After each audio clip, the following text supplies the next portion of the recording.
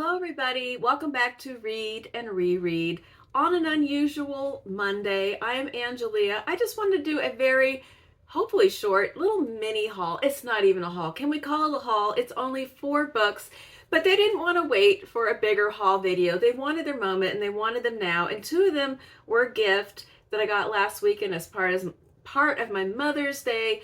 And so I just wanted to share these with you because they're going to be coming up, a couple of them for sure, in the June TBR. So they're going to have their little haul moment today. And since 2 of these were a gift, I'm only on the hook for 2 of these books, and those 2 both have solid alibis and justifications for why they're here. The demands of the reading life never end, and books must be purchased. Attention must be paid. What can I say? So let's just get right to it. It's going to be short. Well, I whenever I say that and then I go back and it's like, why is this video 25 minutes long? This might be short. I don't know. Get your hopes up. Hit the double speed button. Here we go. The first 2 books were part of my Mother's Day gift. My daughter Emma picked these out for me. We taught this child, who's no longer a child, to consult the Kirkus reviews. We told her, look for the Kirkus star, and she does. So the first book, she found a book that just got released. When she bought it, it was hot off the press, and she stumped me. I had never heard of this book, and it looks like so much fun. It is Awakened by A.E. Osworth. I had not heard of this author. I had not heard of this book. Take a look at the cover. Look at the things going on this cover. We have a pentagram. We have tarot cards. We have a phone with what's going on? It's broken. It's dripping. Get the vibe there. Here is the author. They've got fun hair. They are a non-binary author who previously wrote a novel called We Are Watching Eliza Bright. So Emma found this by looking at the section in Kirkus where they highlight the books of the week, the upcoming new release, what you should be reading section. And so she tracked something down cleverly ahead of my notice. And this just sounds so fun. She kind of went with, there's a light and a dark in here. So this is the buoyant light book, and then we'll get to the dark one in just a moment. So the very first sentence of this book is in the blurb here, and it is, pay attention, something amazing is about to happen. On a morning much like any other, 30-something queer Brooklynite Wilder makes the miraculous discovery. Suddenly, as if by magic, they can understand every language in the world. Okay, first of all, that just has me right there, because that is a fantasy of mine, to be a polyglot, which I am not. I studied Spanish and German in school, and I have tried to revive the Spanish at least 1,000,000 times because I live in Texas and a lot of people speak Spanish. And I basically have picture book Spanish. That's my level. That's neither here nor there. So Wilder wakes up and can understand every language. This is fantastic. So dazed and disconnected, Wilder is found and taken in by a small coven of trans witches who all have become awakened with mystical powers of their own. Then there's a description of all these different people. So apparently, when somebody is awakened, every now and then somebody just suddenly has magical powers. And the group can kind of tell when it's about to happen. So they've been watching Wilder, and then they take them in. And so it says so like there's a found community thing, found family situation.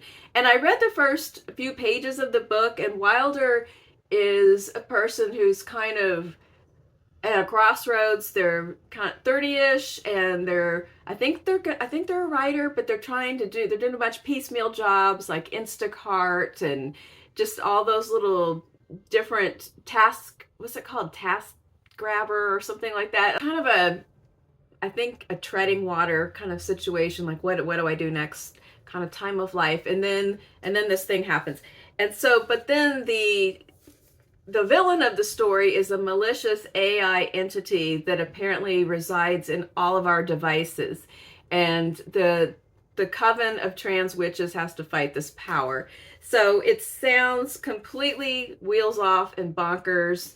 and fun and crazy. And it says at the bottom that it is an exhilarating, hilarious, and thought-provoking reflection on the ways that we are responsible for creating our own realities, a story of finding community, and a meditation on what it means to have a body, and if it might be far worse, never to have had one at all. And the Kirkus review was very glowing. This is the kind of book that I might have missed. It might have just slipped right past me, but now it is in my grasp, and it just sounds really fun. And that, when I'm looking at my June TBR, I really like the books that I already picked out, but this injection of energy, and I don't know, it sounds like it's an adventure and there's going to be danger and trepidation, but it also has this positivity kind of feel coming out of it. So I'm really excited to read this one. So let me know if you are familiar with this author at all, or if anybody read this other book that they wrote called We Are Watching Eliza Bright. This just looks like a really good time. All right, then she tapped into the dark side. She got a book that I am familiar with, and I know that it's supposed to be really, really excellent. I heard a few different people talk about it, but I was kind of scared of it. But she read the reviews more carefully. Well, I didn't read them at all. I just had this vague idea of what this book was about, but she actually read several reviews and determined that I am going to love this book, and now I'm agreeing. This author was actually at the book festival that we attended, but the book was not yet on my radar, and it is The Buffalo Hunter by Stephen Graham Jones. Technically, it is a horror book, and it is a Western, and it is a historical fiction, and it's indigenous fiction. It is a vampire story. One review that I read described it as Interview with the Indigenous Vampire. And here's the description. I also like that it is in the format of somebody is doing it is an interview. And that whole thing where a journalist is interviewing this character who has lived for many, many, many years. Well, not lived, but you know, he's a vampire.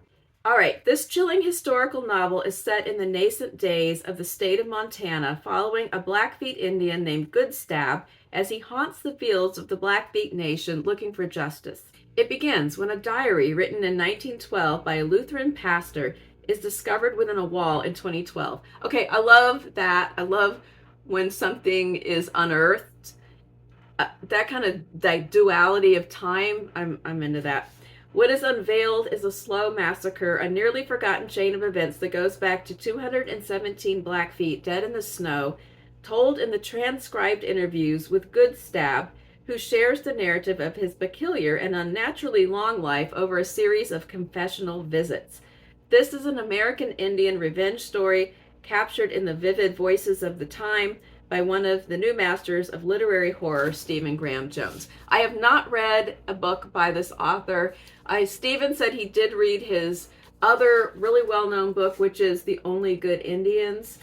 And I haven't read anything at all, but I have seen it around on BookTube that people who read a lot of horror really love this book. I read a little bit of horror, but a good literary horror. I think I was afraid that this would be too gross and bloody and brutal. It's probably going to have all of that in there, but also if it's just this really, really fantastic, well-constructed story. I like the idea of the interview format. I like the time span thing.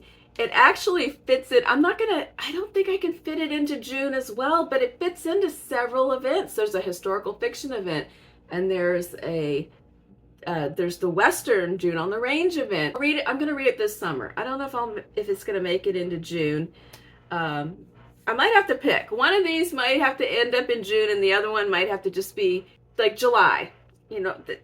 It's not like I have one chance and then that's it. I can see also how this could have fit really well into Horror Mayhem. It would fit into October. It would fit into November. I mean, there's events. If you have to put everything in an event, it has a lot of opportunities. But you could just read it because you want to read it, which is probably what's going to happen. So I have two other books. One of them is BookTube Made Me Do It. It's also the fault of the International Booker Committee, because they inspired me to read Under the Eye of the Big Bird by Hiromi Kawakami a month or two ago, which I absolutely loved. It's one of my favorite books this year so far, and now I want to read more books by this author. I only have the jacket right now because Emma borrowed the book, and she's one of those jacket taker offers. Are you a jacket taker offer? I am a jacket leaver honor. And she took it off, took the book, and handed me this and said, I know how you feel about your jackets. Yeah, I do. Thanks. I'll take good care of this, and then I'll get my book back later. Anyway, so I want to read more of her books, and I'm in luck because in June, the Reading the Globe project hosted by Roz and Katja, it has selected another one of her books, The Third Love. And so I could not access this at any library that I belong to. So I had no choice but to purchase it. And it came from across the seas because I ordered it from Blackwell's. And I think this one is, I don't know which of these two books was published first because they're both pretty recent. This one was translated in 2024, but originally published in 2020. And here is what it's about. Having married her childhood sweetheart, Riko now finds herself trapped in a relationship that has been soured by infidelity. One day, she runs into her old friend, Mr. Takaoka, who offers friendship, love, and an unusual escape. He teaches her the trick of living inside her dreams.